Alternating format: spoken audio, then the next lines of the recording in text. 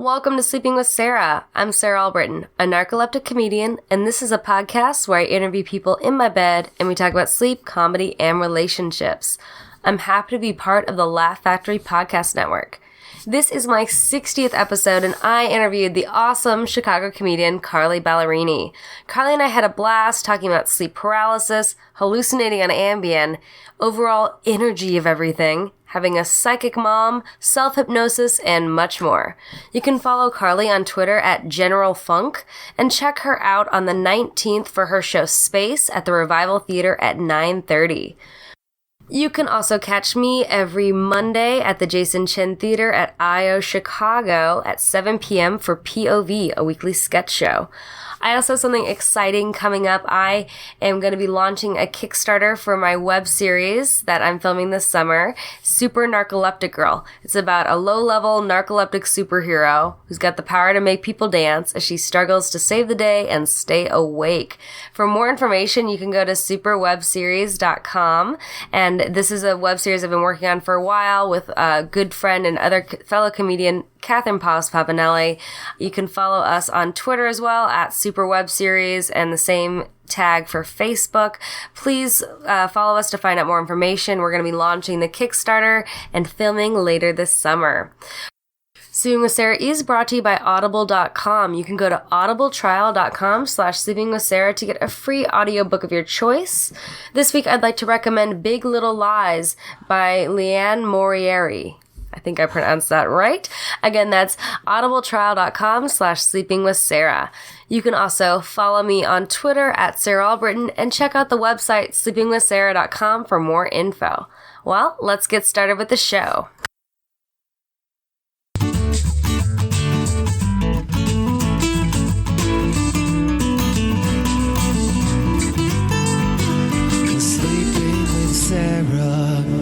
Welcome to Sleeping with Sarah. I'm Sarah Albritton, and I'm here with my guest, Carly Ballerini. How'd you sleep last night, Carly? Let's see. I woke up like 4 times and ate 3 of them. I'm like a night eater. So you like, in the middle of the night, ice cream sundae kind of thing? Yeah, for sure. I'll do like whatever. I eat a lot at night. I don't know. Do you eat at night? Yeah, I do sometimes. But I think it's also comes from like a habit. My grandmother used to like always do what she called like midnight snacks, even if it was probably like 10 o'clock midnight. So it got me this bad habit. She'd like wake me up. I'd fall asleep with the TV. She'd wake you up? I'd be like, That's hey, so bad. It's time for ice cream sundaes. Yeah. So it's like a really bad habit I think I got into. I feel like it like messes with your sleep cycle, right? Oh, absolutely. Yeah, for sure. Like here, wake a child up in the middle of the night and give them, But like also I heard that like, and this is like some foofy shit, but like I heard that when you are sleeping, your body is either in repair or digest mode. So like you're either like recovering and like all of your like cells are repairing and whatever, or you're digesting your food.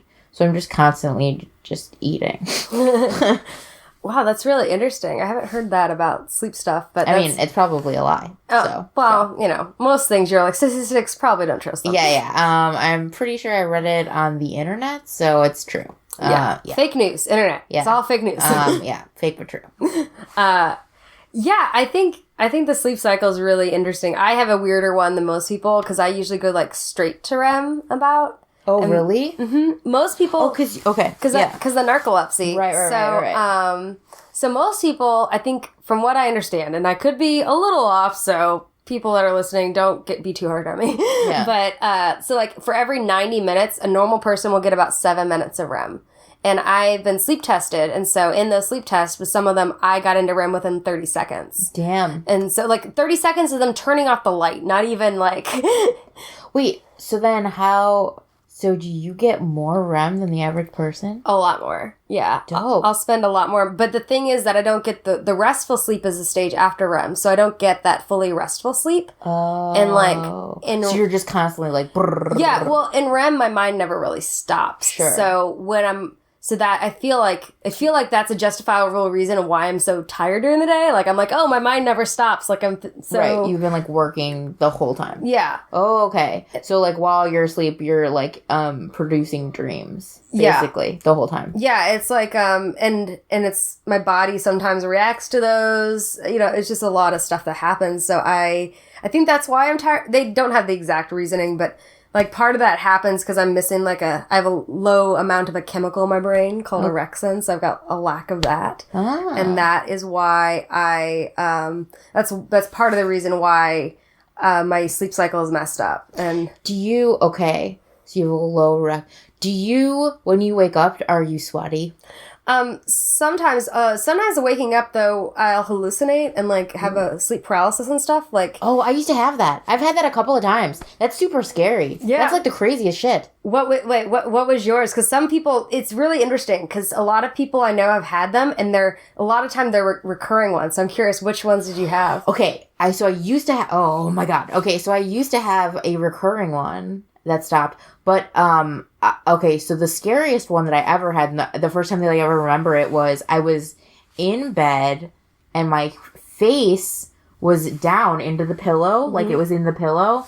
So I was laying on my stomach and I had sleep paralysis and I was flipping out because I couldn't breathe and I was like, whoa! And so I was screaming into the pillow, but nobody could hear me, but I was screaming for my mom. And that was when I was probably 11 or something. Yeah. And then I never had it again. And then I had it a lot when I was in high school. I would have it all the time where I felt like I was falling into my body. Do you have those? Oh, where you feel like your soul is up there and then you fall into it? Yeah, but I would, so I would wake up within a wake up, or I would dream that I was waking up. So I would be just waking up for 10 minutes, which is very scary. I would have that one a lot. I've done that too. I'll do that a lot where I will, that happens a lot now when I take naps. Yeah. So I'll have a nap in the afternoon, right? And I'll look at the clock and I'll wake up at let's say my clock says 7:30. I'm like, oh my God, I have a show or something. And the clock doesn't really say that. But just in my dream. You're like, fuck. And then you're late. And I'm like, oh my God, I'm going to be late for the show. Sure. And then I wake up 5 minutes later and I realize, no, Sarah, it's 4:30 in the afternoon. You're fine. I remember because we just took a class together. And there's just this one day that Pavs came into class and she was like, God damn it. She's like, Sarah's asleep. And I was like, what? And she's like, yeah, she's definitely sleeping, right now. And then you, came in and, halfway through the class, and just, one part of your hair was, in a tuft. And you were like, hey, I was sleeping. And everybody was like, okay. So, but then I was like, oh, right, the thing. But, at first it just looked like, yeah. That happened. We were all like, what is going on? It's a really weird thing because it's an excuse a lot of people use, but that's a legitimate one for me. Yeah, for sure. Yeah. I remember in college I had to talk to each of my professors at the end of every first class and be like, hey, this is something I have. Right. So yeah. So and I would tell them if I fall asleep, wake me up, because in classes I would have sleep paralysis and I wouldn't be able to get out of it unless someone said my name or touched me. Oh, weird. So I could hear everything that was going on in class, but I wouldn't be able to wake up, which was scary. So can I ask you another question? Sure. Do you have any problems ever with seizures or anything? Well, okay, so this is interesting. And I don't think I've even said this on my podcast before. And I think that there's some connection, but they haven't actually determined it. I had elementary seizures. Okay. So I had a seizure when I was 9, and I think I had one when I was 7 and one when I was 9. Okay. And then I took medication until I was 11. Sure. And then they said, well, you've grown out of it. It was a childhood thing. But then 4 or 5 years later, I was diagnosed with narcolepsy. And I think that there is some kind of correlation, but they haven't got the scientific proof of that. But I did have seizures as a child. Oh, weird. Okay. I don't know why I asked that. I just, I just feel because I had one seizure, And then kind of, I think, baby ones afterwards. It was just like a clonic-tonic, like, huge seizure that I had when I was... Was it like a shaky one, or...? I was out, and I was, like, foaming. Like, the mouth, that, like, weird, like, bunch of saliva that happens. And then I was just in the hospital for 2 weeks. I just had to be, because it was, like, they, like, did a spinal tap. It's, like, a whole thing. How old were you? I was, like, 23, I think. Okay. And I think it was because it's a combination of being, like, over-medicated, because, like, I went through, like, the system, and they did, like, a bunch of prescription drugs that, like, I just didn't need for a long time. And I think that they were, like, seizure threshold lowering. So they put me on, like, a bunch of them, and I think it was a weird concoction that I got. And then plus, like, it was with this bad dude, as I was, like, stressed out, and just, like, a bunch of weird stuff. And so I had this crazy seizure. And then afterwards, I had, like, a couple of, like, baby ones, but I remember, like, the feeling of, like, the baby ones being kind of, like, sleep paralysis-y. Well, it's interesting because it's hard to explain, because sometimes I feel like it is. Because sometimes I have, like, shaken as well, like, from having cataplexy, which is where you fall to the ground, you know? Sure. And so that can appear sometimes seizure-y. And it's very confusing because I think there definitely is some kind of correlation, but they're not clear on it. I don't know. They just, like, feel similar. They do. I mean, it also this is the name epilepsy, narcolepsy, you know, kind of with that. But but yeah, it's strange. I don't know the exact connection, but I do understand what you mean, like how it feels that way. Yeah. I dated a guy that. Thankfully, we were only dating like 6 weeks, but thankfully he had told me that he had about a seizure like 10 years before. And we were walking down the street downtown after brunch, and he has a seizure like on the street. Ugh. And he's 6 feet tall, and I try to I just made sure he didn't fall forward. He fell back. And like a woman like came by, and we called the ambulance. A woman came by and gave me a diaper to put on his head because he was bleeding. I didn't know what to do. And I was like... Well, because... Sorry. No, it's okay. What? Well, because she didn't have anything else. Sure, she's like, dope. This will stop the... That's nice. No. Oh, no, I thought my phone was... You guys, Sarah's late for class again. You know what I mean? That's exactly what it is. That is... Well, okay. That's like a... Did she, like, leave? Was she just, like... No, she just, like, here? Well, she saw me, like, worrying, and I was, like... called the ambulance and stuff. Like, I saw you worried over there, so... And it was a weird thing, because when we were in the ambulance, like, they kept asking him the same questions, 2 questions over and over. Or they kept saying, hey, do you know where you are? He's like, yeah. He kept asking, where am I? And how did I get here? What happened? He asked those probably 20 times before we got to the hospital. It was, like, freaking me out. Jeez. Okay. I used to, not to interrupt you, but I used to live, with this, not too long ago, too. I used to live with this woman, she's, like, older, and, she would have seizures all the time, like, in front of me, and it was so scary. She was, like, she had chronic seizures, and it was so scary. Like every day? Yeah. She would have them all the time. So she's the reason why we need medical marijuana. This helps stop this. Yeah, for sure. Yes. Oh, man. See, that's the thing. It wasn't until that point where I was with him on the street and that happened that I kind of get how people feel when I do it in public. Sure. Because people freak out. And yeah, it's scary looking. And it's hard to explain and be like, yeah, I know it looks scary, but it's not that big of a, like... That's what she was just like, sorry, like, she would always, like, be like, sorry, just, like, I'm okay, but, like, she was so confused after the fact, and she'd be drooling and stuff, it was, like, kind of, like, a big deal, and so you'd have to, like, sit her down, and then she'd be like, oh, like, who are you, and, like, what's happening, so you had to, like, explain it to her a bunch of times until she came to, and then she'd be like, wait, what just happened, you have to tell her what happened, it was, like, a whole thing, like, Well, that's weird, too, with the narcolepsy, I have bad memory, you know, and, like, when I first wake up, or when I'm really tired, I could completely forget conversations I have or things like that. That's why I'm really bad with names and people I meet, because like I sometimes don't remember if I've met them before, and I end up feeling so bad about it sometimes. Sure. But yeah, I sometimes forget. But it usually happens when I'm really tired or when I first wake up. So like it takes me a little bit to like get to the point where I will be remembering stuff. Okay, so then I have another question. So typically, how much sleep do you need a day? Well, it's not that I necessarily need more sleep. It's just that no matter how much sleep I get, I'm still as tired. Okay. So even if I got 12 hours of sleep, I would still feel the same as if I got 7. Gotcha. So, like, I just had to have a reason to get up, and I had to take my medicine. Sure. So that's, and there's some weird medicine I take at night that tries to regulate my sleep too, but, and that helps, but it's still a little bit hard to get up in the morning. That's my biggest struggle. Yeah. I feel, I feel you. And you said you have a lot of, like, disturbing in sleep, like I just wake up every 2 hours like a baby. I will wake up every 2 hours so that I can, like feed, basically. So you can eat. Yeah. Interesting. It sucks. It's, like, no fun. I'm getting a little bit better now, I think. When I like, ride my bike too late at night, then, I definitely will be, like, up, like, every 2 hours. Do you think it's because you're just so physical, like, that late at night that you want... Yeah, maybe. I'm not sure. It's probably, like, a combination of being, like, kind of, like, you just get, you know what I mean? You're razzed by the time you get back. Because I haven't been biking for, like, about a year now. And I've been sleeping better. Oh. So, that's, like, a whole thing. Huh. I'm getting just rapidly out of shape and sleeping better.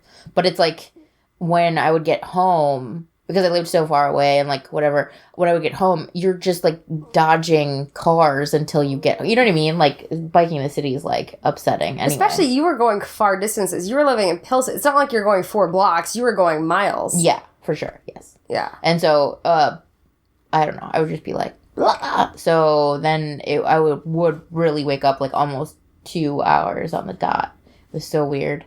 And then now it's a little bit better, but I'll wake up, like, twice a night, maybe. Okay, well, that's not that bad. Yeah, it's not worse. What do you eat? Do you always have a go-to thing that you eat? No, it's, like, whatever is in the fridge and, like, around, basically. It's, like, the nearest thing. You, like, wake up, like, Yeah. Here's this, and I eat it. Yeah. So you literally just go to eat, and then you go back to sleep? I'll try to go back to sleep, but depending on, like, what I eat and, like, how much of it, like, I can't, like, you know what I mean? Like, sometimes you're just like, oh, that was, like, too many carrots, and then you just have to, like, sit there and just be full. But sometimes it'll, like, totally soothe me, and then I'll go back to sleep. Huh. It just depends. It's, like, this, like, magic formula of that I just haven't figured out. Our bodies are so weird, man. Like, I know. like, everyone's, like, chemicals, like, drugs will do something different to me than it would to you. Like, It's so interesting how individual our body chemistry can be.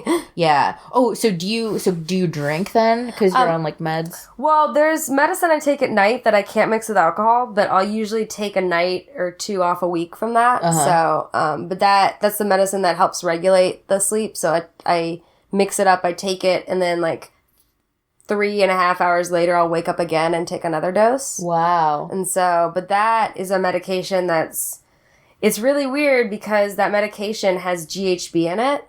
Oh, yeah. Yeah, Growth which hormone? is GHB is the date rape drug. Oh, GHB. Oh, shit. So it's very complicated because it's, like, a very regulated, very specific. Doesn't that stuff...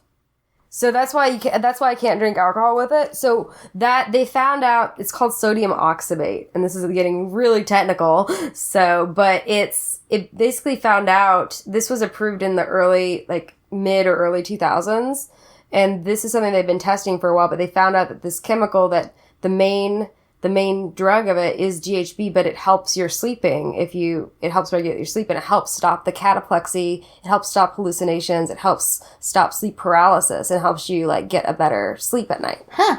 But, so it's really helpful, but it's also very like, I'm so paranoid. So it's like, if I have anything to drink, I won't take it that night.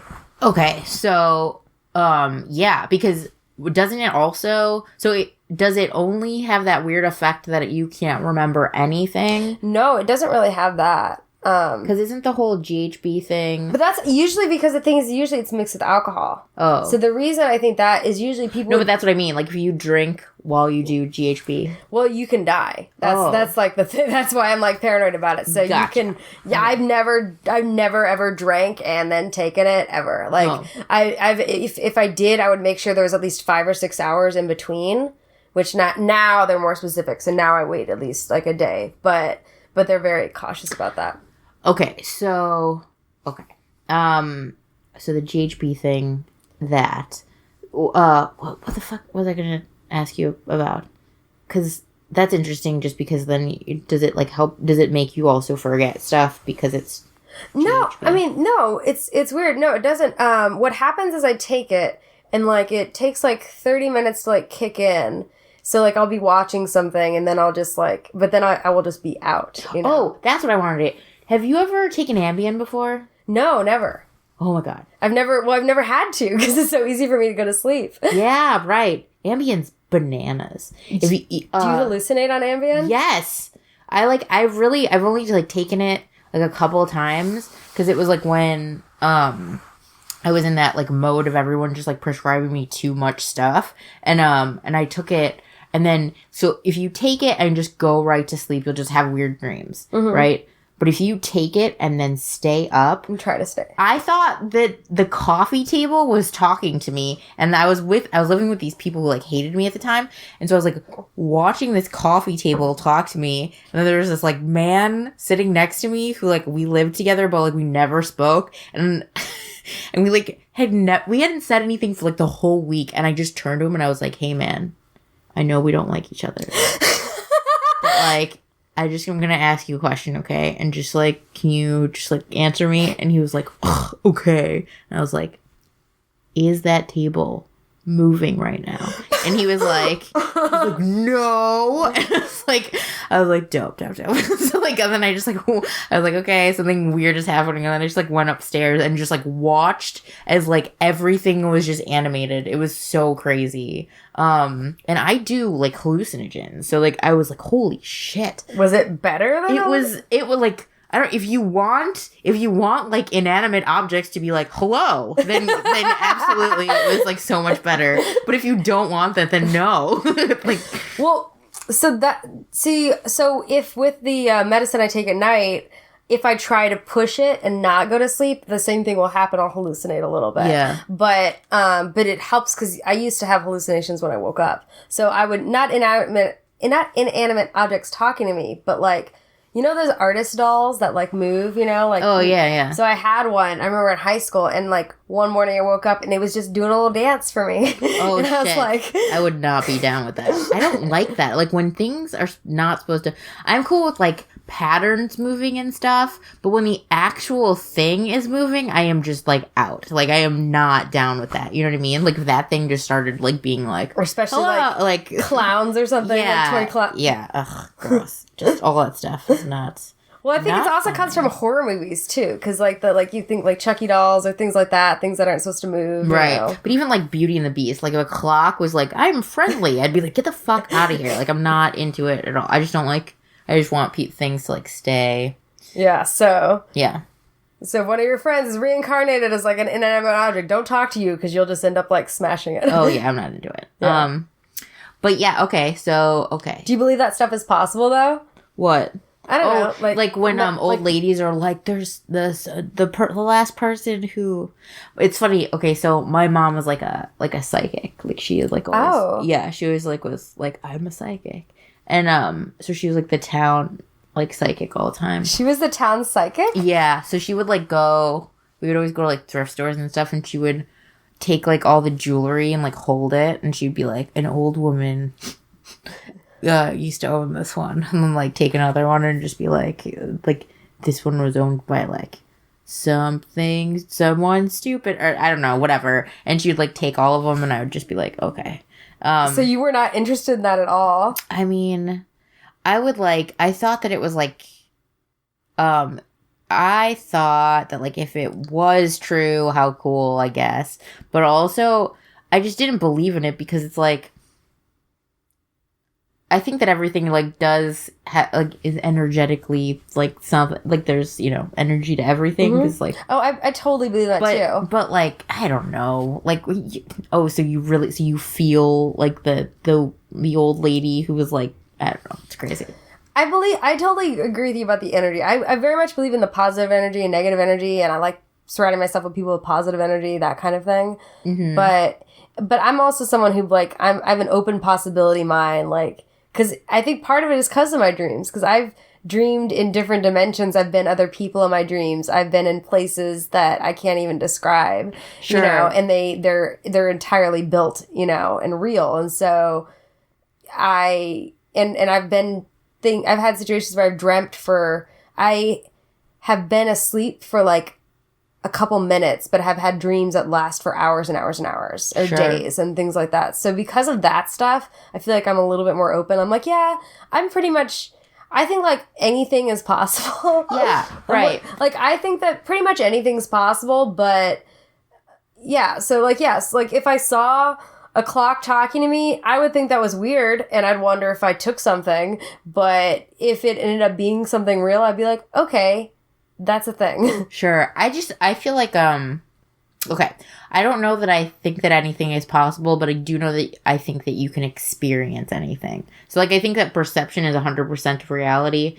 So, I'm not sure that, like, the world changes, but I think that, like, everyone's perception of the world is completely 100% correct, and everybody's perception of what is happening can change. So, like, you can be in, like, a weird world or, like, a new dimension or whatever, and probably different dimensions exist and all those things, but I don't know that I believe that necessarily that happens like physically on like a physical level. I just think that like people's perceptions can change, or like there can, and I also believe in like a group of people's perceptions can be like completely different than maybe what physically is happening.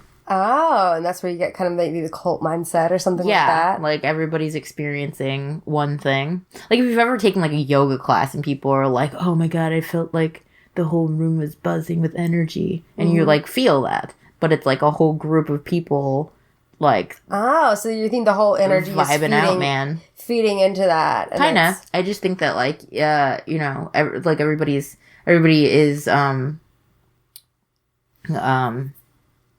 like receptive to everybody else's kind of perception of things, and you know you can hypnotize and all that stuff. Oh, so, like, yeah, have you ever done that? Yeah, I have. I think that I have. Like you mean intentionally or unintentionally? Like intentionally. Like you can like it's like a meditation kind of, and then you can like sort of put yourself in sort of like a weird. Wait, so did you read a book on this, or were you just like... Yeah, I've read like a million books on like meditation and self-hypnosis and so have you ever traveled outside of your body in your hypnosis, in your meditation? One time, okay, I had been meditating before bed, and then as I woke up, and this was like when I was very young. This was when I was like probably like 15. I had been meditating, like, right before bed, and then right as I woke up. And, like, that was, like, the best sleep I'd ever had. I would, like, fall asleep, like, exactly like this, and then wake up exactly like this. Like, when not having moved. By the way, everyone, she's laying down with her hands down. Like, on this, yeah, just, like, prone position, like, completely still, and then wake up the exact same way 8 hours later. It's like I was, like... Didn't even move. Yeah, didn't move. Best sleep ever, right? Wow. I would have, like, amazing sleep. And then, and I would also meditate sometimes during the day. Like, at night, you know, I was just going through a thing. So, one time, I did wake up, and I was on the ceiling, looking down at my body. And then, but I was awake, and then I just kind of, like, went over to the window and, like, looked out the window. And you could see out it? Yeah, and I could very much see out, like, the window. Oh, weird. And the sprinklers were going, like, I remember. And then I, like, came back to my body and, like, was in, like, and then I was just, like, in my bed or whatever. And that was crazy, because then, like, I got up and just to check to make sure that the sprinklers were on, they were. And it was, like, really weird. Oh. But, like, I don't know. That was, like, the only time that ever happened. And that was after, like, so many months of like, meditating before and after sleep. That's pretty cool, though. Like, that you got to that point. It'd be cool if you could get to the point where you could travel, like, anywhere. Right.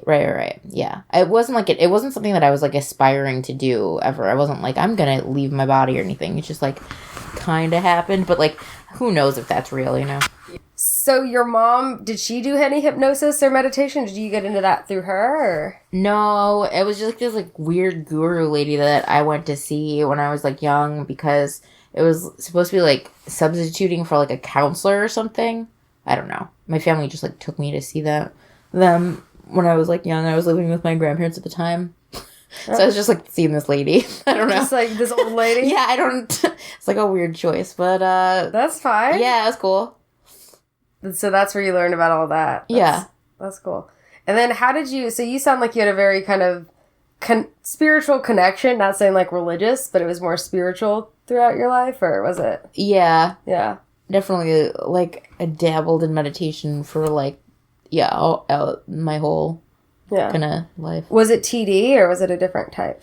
No, I've never done that. Transcendental meditation. I think I've done it, like, a couple times, but I was never, you're supposed to be, like, mentored, and, like, you're supposed to, like, see somebody about it, and it's, like, a whole kind of, like, thing. And your old lady mentor was just a different type. Yeah. Yeah.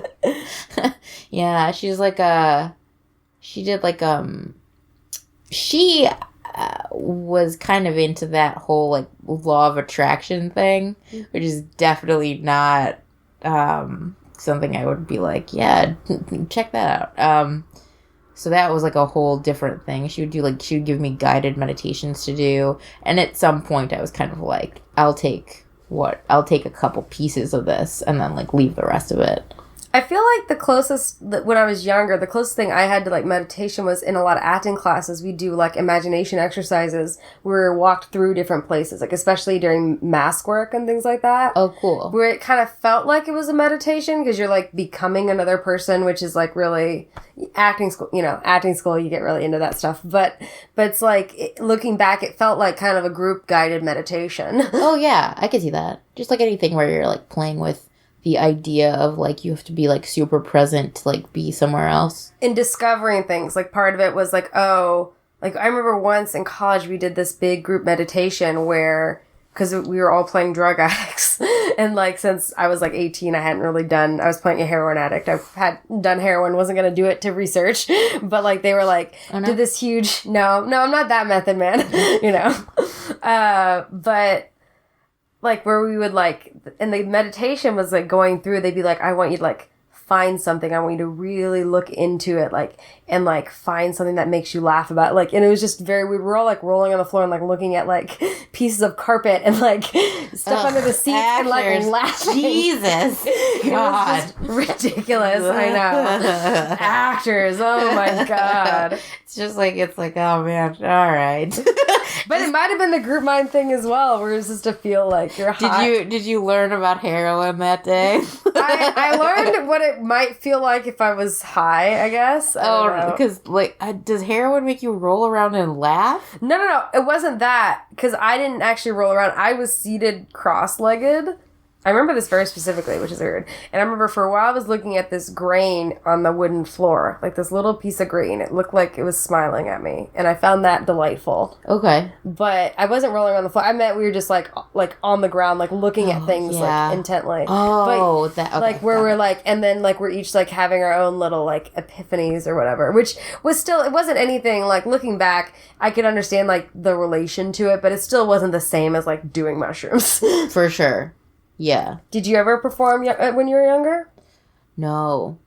I was like very against it. Was it because your parents are performers? Yeah, for sure. My mom would like organize all these like youth group things while she was just like like our home life was not great. And then she would just be like, let's help all the youth like in the whole town. And we were like, we're eating oranges for a week. But like so she would like organize these things, and they have all these like talent shows and stuff, and I was like very like no. But I would write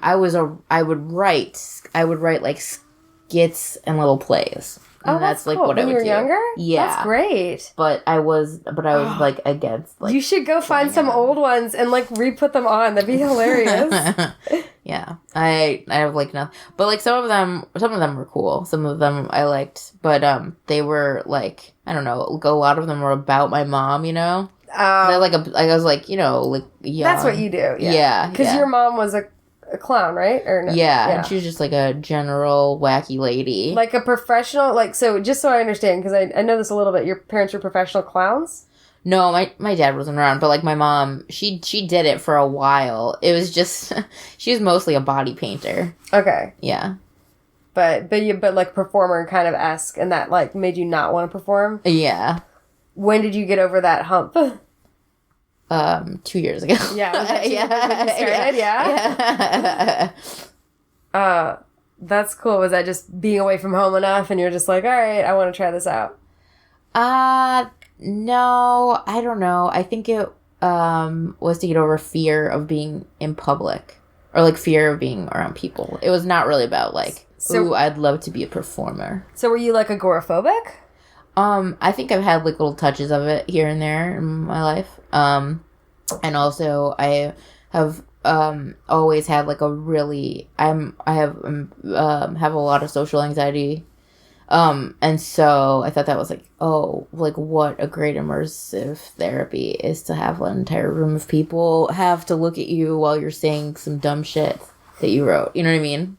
Yeah, so you see stand-up as kind of like a way of therapy a little bit? Yeah, kind of. I mean, I think that, like, everybody does to an extent. It's like a fun exercise in, like, how like, not serious can you take yourself or whatever. Like, how, you know what I mean? How can you take something that maybe is really bad in your life and make it funny and then create a different thing out of it? Yeah, or, like, or just, like, in general, like, how light can you take yourself, like, as a human, you know? Just like, because you could say like literally anything, but as long as you're like have a cool view about it and like you're kind of like lighthearted about it, I think most things can be funny. Yeah, I agree. I think like anything can be funny if it's done the right way. Yeah. Because like I'm not saying like, and I know there are some people that'll go out and, you know, try to say the N-word during mics or like say, you know, taboo things just to be taboo, but it doesn't work that way. You have to be smart about it and you have to like have a good way of doing it, but it can work. It just takes time and finesse and all that. You guys don't say the N-word. Yeah, just don't. Yeah. Unless you're black, don't say the N-word. Just I don't know. Write like a few punchlines before you delve into Hitler or whatever. Whatever the thing is. Just like figure out your own perspective. Yeah, figure out your point of view first. Yeah. I don't know.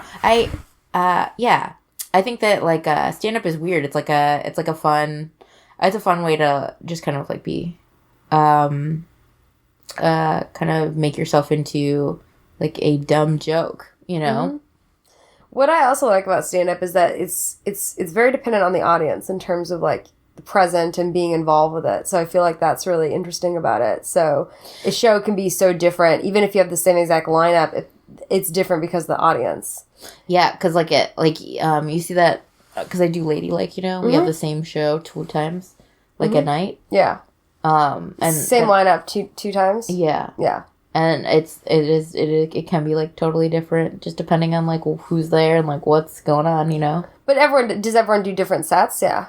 Or no, everybody does the same set. Oh, wow. Both times. Because it's, like, a storytelling show, so you don't really have... you can stories. do different ones if you want to. But, like, it's weird. It's really weird. Because like it'll be like a different feel, you know what I mean? It's kind of cool. Well, it's like the energy, like I said, energy of a room can feel different and you mix things up, and I find that that's really cool because the audience is such a big part of it without them even knowing it, and even if they're doesn't be positive or negative, they're just different, you know. So that's one thing I like about it, and also just sharing. Like, I, like, have no secrets. Like, there's nothing, like, I wouldn't share with everybody. So that's what's kind of freeing. It's like, I don't have anything, like, holding me back or, like, this secret hidden thing. I'm like, anything that's, like, something I feel like that would be a secret, I just share it on stage.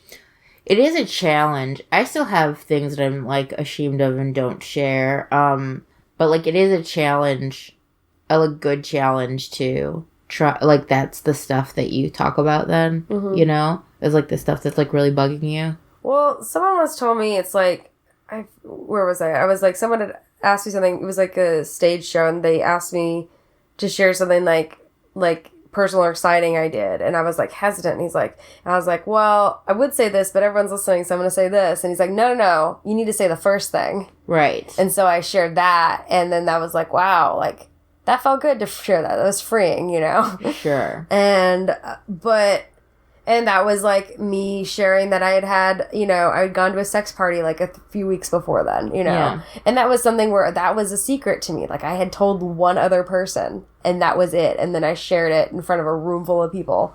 Now I'm sharing it with the people that listen to my podcast, so it's, like, whatever, you know? It's funny, like, that all the stuff, too, that's, like, another thing that's, like, kind of cool when you start doing stuff like this is, you start to realize how dumb your like insecurities are about the things that you are doing or have done. Mm-hmm. It's just like everybody's fucking like everybody's a shitbag, and like also like 100% of the time you're not going to be like as bad as one of like the gross dudes in the room that you're in, like when you're doing stand up. You know what I mean? Like whatever you've done, just fucking don't worry about it. And it's own like, it. fine. It's not. Yeah. Also, like the next guy who gets up, like the room full of comedians, that guy like has done 1,000 times. Like there's no way that you're outweighing this guy. You know? Yeah, and that's the thing that's kind of nice is I share it and I'm not like ashamed of it or anything. It's just like, oh, that's a thing I did, you know? Sure. And it's like,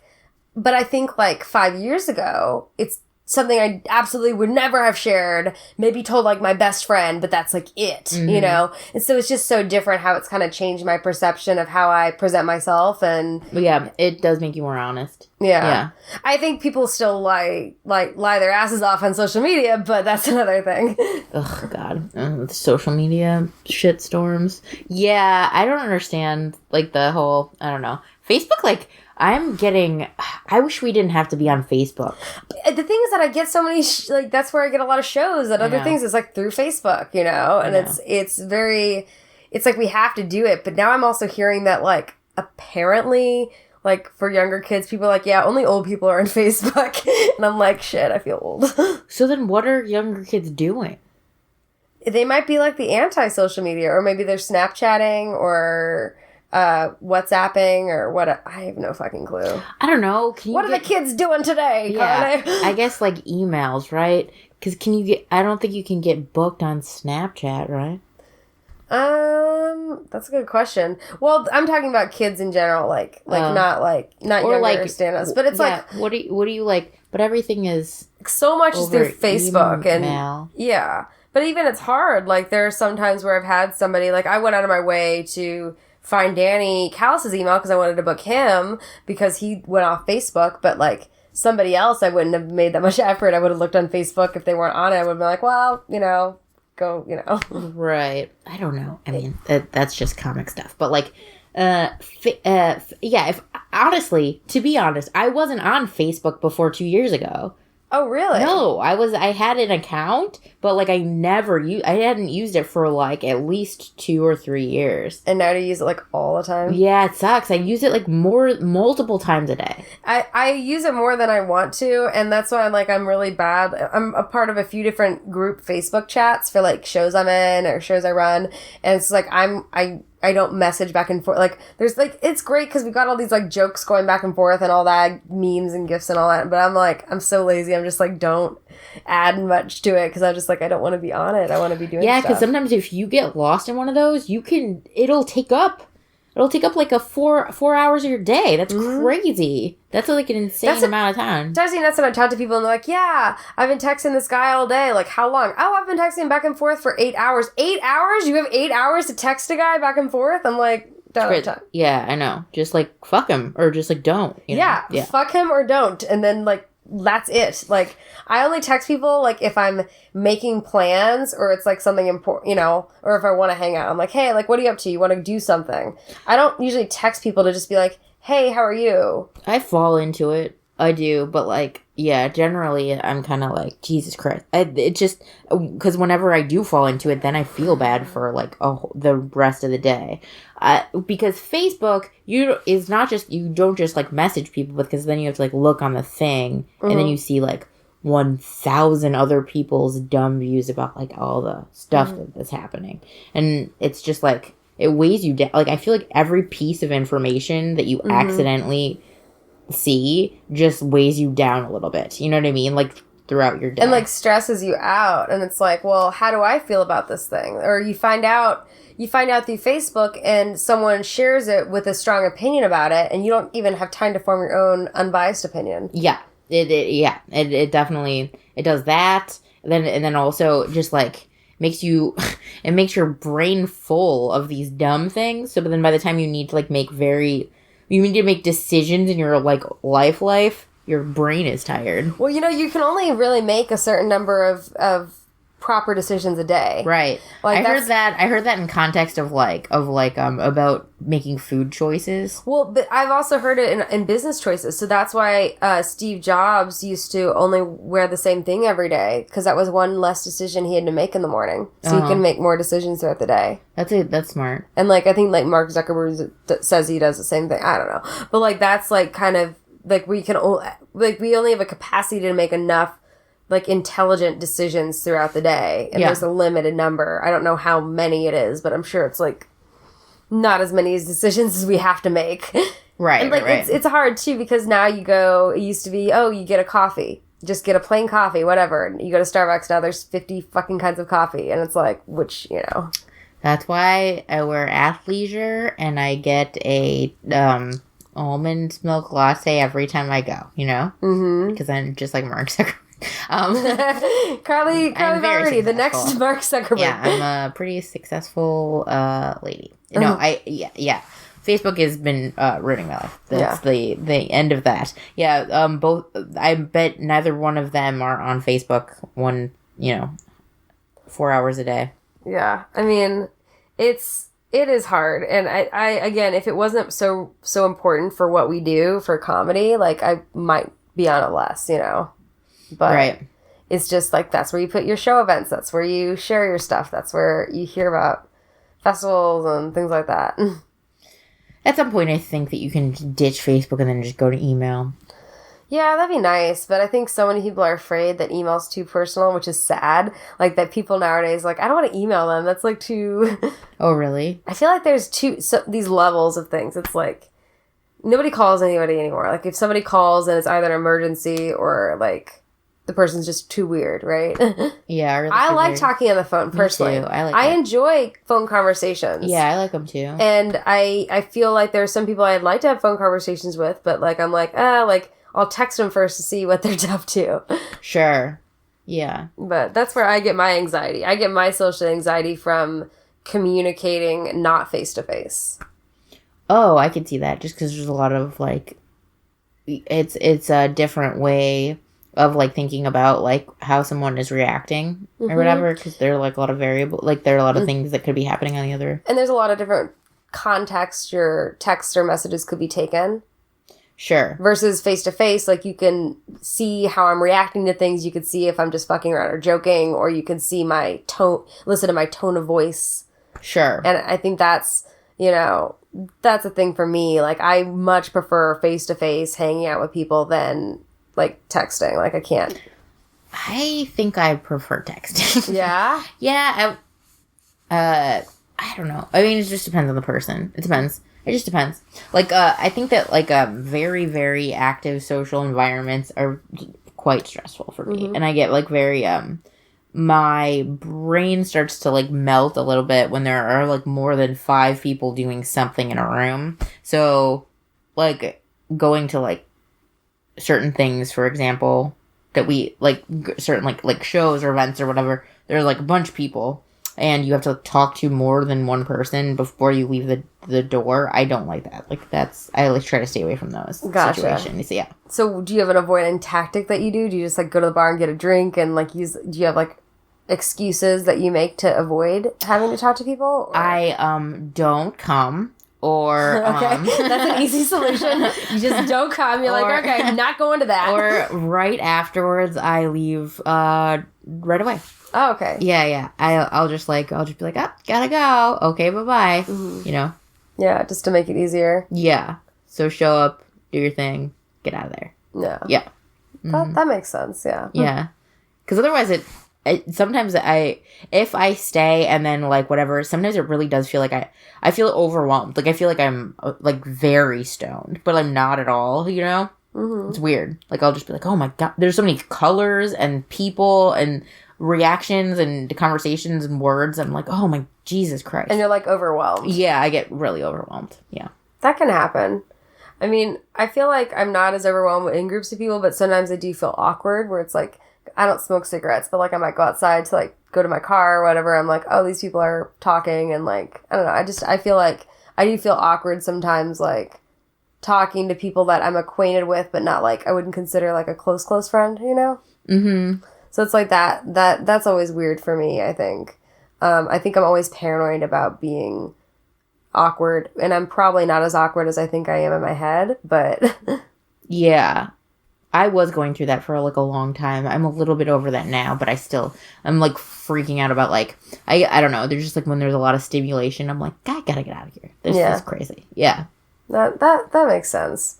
And that's why I kind of wish, like, I don't smoke cigarettes and I don't plan on taking it up, but like, that's why I was like, oh, it would be nice. Cause like, if you're outside, you're smoking a cigarette, you're doing something, you know, it's giving you something to do, you know? Yeah, for sure. You have a purpose. Like, you know, does that make sense? Yeah, it does. One of my friends, she was like, she used to go outside and just take like a fruit break or like a small food break when all the peoples would take like smoke breaks because that was the only way that you could like get outside, you know?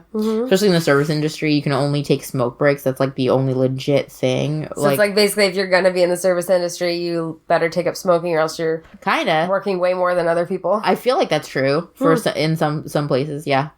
You like like the only legit break you can be is like 15 for a smoke or like 5 for a smoke or whatever. So you can like walk out of the building. Should be like 5 for a fruit, 5 for an apple. That's cool. Yeah. But so overall comedy has helped you get over your anxiety, right? Yeah, I think so. That's cool. And you produce a number of shows, right? I know Hoo Ha and Ladylike. And Space with Shannon. Yeah, Space. Yeah, that one's fun too. So are those all monthly? Yeah, they're all monthly. Oh, nice. Yeah. Nice. So it kind of mixes it up. Yeah, and it's not overwhelming. Yeah. That's fun. Well, usually near the end of the podcast, I usually ask people, what are your, because we talked about dreams a little bit earlier. So what are your dreams and goals for the future? That's good. Okay. Like, the dreams as in goals, right? Mm-hmm. Okay. I hope to, travel a lot next year. I really want to just kind of be touring a lot. Mm-hmm. And I would like to make Space and Hoo Ha really like dope, successful shows. And I'd probably like to finish completely my pilot. Those are like my short-term goals, yeah, like little goals. And then for future stuff, it's kind of like I'm just like, oh, I just hope that whatever I'm doing, I'm like pretty happy. That's good. Yeah, I don't really, not very, I don't have really like 5-year plans or anything. No, that's fine. We don't have to have those kinds of plans. That's good to know. Yeah. I hope that I'm making like a living wage and then also like pretty happy, like whatever I'm doing. I think that's a pretty attainable goal. So that's awesome. I'm never gonna make it in this business. Oh no, you shouldn't say that. I don't really want much. Anything. Yeah. Yeah. That's what I just like hope those things, and like I hope that all of my like buddies are pretty like happy too. Mm-hmm. You know what I mean? That like you're kind of surrounded by and coming up with. And that's it. I also, just hope to spend, like, as little time in Chicago as I possibly can in the next, like, few years. Do you want to move, or do you want to stay here? I think eventually I do want to move, but I would like this to be my home base and, like, just kind of be on the road a lot. Nice. Yeah. Well, good luck to you. Thanks. And thanks so much for doing the podcast. Thank you for having me. And we always end by saying good night. So good night, everybody. Good night. Thanks for listening to Sleeping with Sarah, where I slept with Carly Ballerini. You can catch Carly on the 19th at the Revival Theater for Space and follow her on Twitter @GeneralFunk. This podcast is part of the Laugh Factory Podcast Network.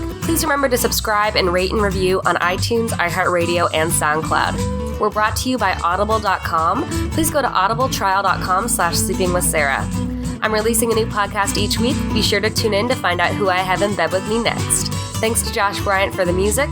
You can find out more on sleepingwithsarah.com. And please follow me on Twitter @SarahAllBritton. Until next time, good night.